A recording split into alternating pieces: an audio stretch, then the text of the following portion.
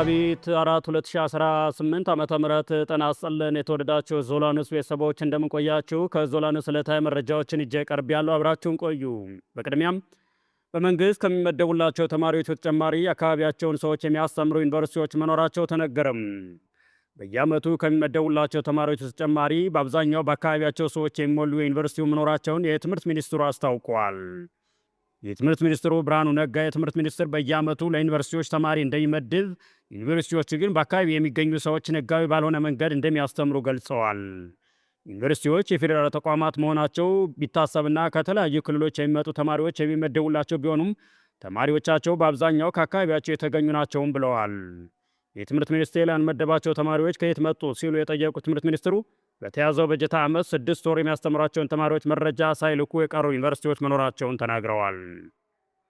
ለምሳሌ አሉ በጋምቤላ ዩኒቨርሲቲ 170 ተማሪዎች ሐሰተኛ የትምህርት ማስረጃ ይዘው ሲማሩ መገኘታቸውን፣ በትምህርት ዕድል ስም ሐሰተኛ የትምህርት ማስረጃ ይዘው ከደቡብ ሱዳን መጥተው የሚማሩ መኖራቸውን ገልጸዋል። የህወሓት አርሚ ሰብአዊ መንግስት የትጥቅ ማስፈታት ሪፖርት አጣጣለ። በሱዳን ድንበር አካባቢ እንደሚንቀሳቀስ የሚነገርለት የህወሓት አርሚ ሰብአዊ የተሰኘው ታጣቂ ቡድን ትላንትና በመንግስት ሚዲያዎች ያሰራጨውን የትጥቅ መፍታት ዜና ከእውነት የራቀ ሐሰተኛ ድራማ ሲል በጽኑ አውግዞ አስተባብለዋል። መንግስት ትላንትና ባሰራጨው መረጃ 500 የሚሆኑ የዚህ ቡድን አባላት የሰላም ጥሪን ተቀብለው ትጥቃቸውን ፈተው በብሔራዊ ተሃድሶ ኮሚሽን በኩል ወደ ማሰልጠኛ መግባታቸው መግለጹ ይታወሳል። ሆኖም ግን በሱዳን የሚገኝ አርሚ ሰባ አመራር ይህንን መረጃ ፈጽሞ ተቃውሞታል። ቡድኑን እንዳስታወቀው ከመንግስት ጋር የተስማማ ወይንም ወደ ማሰልጠኛ የገባ አንድም አክቲቭ የሰራዊቱ አባልም ሆነ አመራር የለም ብሏል። ቡድኑ አክሎም መንግስት እያከናወነ ያለው የትጥቅ ማስፈታት ሂደት ህገወጥ፣ ከፖሊሲ ውጭና የፕሪቶሪያውን የሰላም ስምምነት የሚጥስ ነው ሲልም ከሷል። አርሚ ሰባ ትጥቅ ለመፍታት ያስቀደማቸው ቅድመ ሁኔታዎች እስካልተሟሉ ድረስ ወደዚህ ሂደት እንደማይገባ አስታውቋል። ወልቃይትና ራያ ሌሎቹም በኤርትራና በአማራ ኃይሎች የተያዙ የትግራይ አካባቢዎች ሙሉ በሙሉ እስካልተመለዱ ድረስ ወደዚህ ጉዳይ እንደማይገቡም አጽንኦት ሰጥተው አመልክተዋል። ከዚህ ጋር በተያያዘም ተዘጋጅቶ መቆየት ወሳኝ ነው ሲሉም ጀነራል ታደሰ ወረደ ተናገሩ። ፕሬዚዳንቱ በመቀለ ከተማ በተካሄደው የአፄ ዮሐንስ መታሰቢያ ላይ በክብር እንግድነት ተገኝተው ባደረጉት ንግግር ሁልጊዜም ተዘጋጅቶ መጠበቅ አስፈላጊ መሆኑን ገልጸዋል። በዚህም ዝግጅት ላይ ባደረጉት ንግግር የሰላም አማራጮችን ተጠቅሞ መሳካል ካልቻለ ተሸንፎ መኖር አማራጭ ባለመሆኑ ተዘጋጅቶ መቆየት ወሳኝ ጉዳይ ነውም ብለዋል። የአፄ ዮሐንስ መስዋዕትነት ቀን ተዘክሮ በዋለበት ቀን ንግግር ያደረጉት ፕሬዝዳንቱ ዕለቱን እየዘከርን ያለነው በምቾት ውስጥ ሳይሆን ከባድ ውጥረት ባሰፈነበት የፖለቲካ ውስጥ ሁነን ነው ሲሉም ጄኔራል ታደሰ አክለው ተናግረዋል። በእጃችን ያለው አንጻራዊ ሰላም ተንከባክበን ያዝነ ቢሆንም ከአቅም በላይ የሆኑ ግፊቶችና ኃይሎች ሲመጡ መምረጥ የማይገባህን ነገር እንድትወስድ የምትገደድበት ሁኔታ ይፈጠራል። በመሆኑም ይህንኑ ሰላም ከኛ ቁጥጥር ውጭ በሆነ ኃይል ልናጣው ስለምንችል በማንኛውም ሰዓት ተዘጋጅቶ መቆየት ወሳኝ ጉዳይ መሆኑን አስምረውበታል። የተወደዳችሁ የዞላ ኒውስ ቤተሰቦች ቻናሉን በየጊዜው የሚለቀቁ አዳዲስ መረጃዎች እንዲደርሷችሁ ኮሜንት፣ ላይክ እና ሰብስክራይብ በማድረግ እንድትተባበሩ እንጠይቃለን።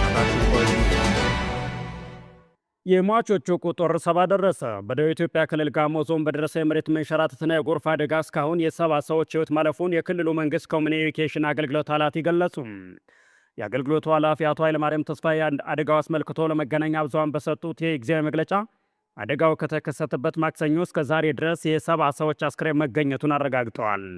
አደጋው 190 የመኖሪያ ቤቶች መውደሙንና 3480 የቤተሰብ አባላት ያላቸውን 575 አባወራና አማወራዎች ከመኖሪያ ቀያቸው ማፈናቀሉን አቶ ኃይለማርያም አመላክተዋል።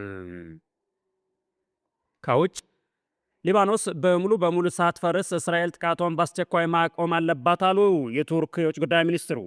የመካከለኛው ምስራቅ ፖለቲካና የጸጥታ ውጥረት ወደ አደገኛና እጅግ ፈታኝ ምዕራፍ እየተሸጋገረ ይገኛል። የቱርክ የውጭ ጉዳይ ሚኒስትር ክቡር ሐሰን ፊዳን እስራኤል በጎረቤት ሊባኖስ ላይ የከፈተችውን አውዳሚና ከፍተኛ የጦር መሳሪያ ድብደባ ሀገሪቱ ሙሉ በሙሉ ሳትፈርስ በአስቸኳይ እንድታቆም ጥሪና አንገብጋቢ ጥሪ አቅርበዋል።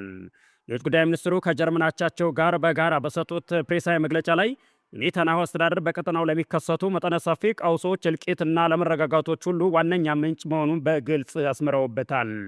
እስራኤል አሁን ያለው የጋዛ ጦርነት እንደ ሽፋን በመጠቀም ቆሻሻ ጦርነቷን ወደ ሉዓላዊነቷ ሊባኖስ እያስፋፋች ነው ሲሉም እጅግ የከረረ ትችትና ውግዘት ሰንዝረዋል።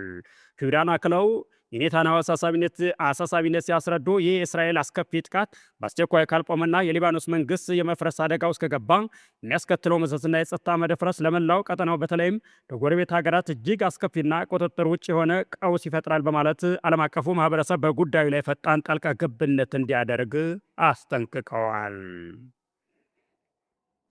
ሴኔጋል ግብረ ሰዶሚያነትን በከፍተኛ እስራት የሚያስቀጣ አዲስ ህግ አጸደቀች።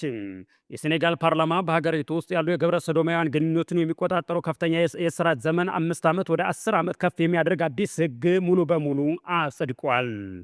በግብረ ሰዶማዊነት ድርጊት የተገኘ ማንኛውም ሰው ከዚህ ቀደም ይጣልበት የነበረው የ5 ዓመት እስራት አሁን እስከ 10 ዓመት ሊደርስ ይችላል ተብሏል። ጥፋቱ ከ3500 እስከ 17600 የአሜሪካን ዶላር የሚደርስ የገንዘብ ቅጣት ይጠበቅባቸዋል። ህጉ ድርጊቱን መፈጸም ብቻ ሳይሆን የግብረ ሰዶማውያን ግንኙነቶች ማስተዋወቅ ወይም በገንዘብ መርዳትም የወንጀል ድርጊት አድርጎታል። ለዚህም ከ3 እስከ 7 ዓመት የሚደርስ እስራት ይደነግጋል። ድርጊቱ ለአቅመ አዳም ያልደረሱ ህጻናትን የሚያካትት ከሆነ ከፍተኛ የቅጣት እርምጃ ተፈጻሚ ይሆናል። አዲሱ ህግ ያለበቂ ማስረጃ ሰዎችን በግብረ ሰዶማዊነት በሐሰት የሚወነጁ ግለሰቦችን በወንጀል የሚያስቀጣ አንቀጽ አካቷል ተብሏል። በሌላ ዜና አምባሳደር ጀነራል ባጫ ደበሌ የጠቅላይ ሚኒስትር አብይ አህመድ የኤሚሬትስ ጉዞ ወደ ጦርነት ግንባር ከመዝመት ጋር የሚያስተካክል እጅግ ጀግንነት ነው ሲሉ አሞካሹ። በኬንያ የኢትዮጵያ አምባሳደር የሆኑት ጀነራል ባጫ ደበሌ ጠቅላይ ሚኒስትር አብይ አህመድ በዛሬው ዕለት ወደ ተባበሩት አረብ ኤሚሬትስ ያደረጉትን ይፋዊ ጉብኝት እርምጃው ከዚህ ቀደም የደንብ ልብስ ለብሰው ወደ ጦር ግንባር ከዘመቱበት ጋር አነጻጽረውታል። በቅርቡ በኢራን በእስራኤልና በአሜሪካ መካከል የተፈጠረውን ወታደራዊ ውጥረት ተከትሎ በተለይም ኢራን የሚሳይሎችና ድሮኖች በስፋት በተተኮሱባት የተባበሩት አረብ ኤሚሬትስ ጠቅላይ ሚኒስትሩ ያደረጉት ይፋዊ ጉዞ ድፍረት የተሞላበት መሆኑን አምባሳደሩ ገልጸዋል። ጀነራል ባጫ በማህበራዊ ትስስር ገጻቸው ባሰፈሩ ጽሑፍ ሚሳይሎችና ድሮኖች ከሰማይ እየወረዱ ባለበት እንዲሁም በረራዎች በስፋት በተቋረጡበት እጅግ አስቸጋሪና አደገኛ ወቅት በጠቅላይ ሚኒስትሩ ሀገሪቱን በይፋዊ መጎብኘታቸው ዓለምን ያስደነቀና ፍርሃት አልባ የመሪነት ጥበብ ነው ሲሉም ገልጸውታል። አያይዘው በከፍተኛ የጸጥታ ፈተናና ስጋት ወቅት የተደረገው ይህ ጉብኝት ኢትዮጵያ ከተባበሩት አረብ ኤሚሬትስ ወንድምና እህቶች ጋር ያላትን ትልቅ አጋርነት፣ የጠበቀ ወዳጅነትና ቁርጠኝነት በተግባር ያረጋገጠ መሆኑን አስገንዝበዋል። የተወደዳችሁ የዞላ ኒውስ ቤተሰቦች በእኔ በኩል ያሉ መረጃ እኒህ ናቸው። ስለተከታተላችሁ እያመሰገኝ ሰናይ ጊዜ ብያለሁ።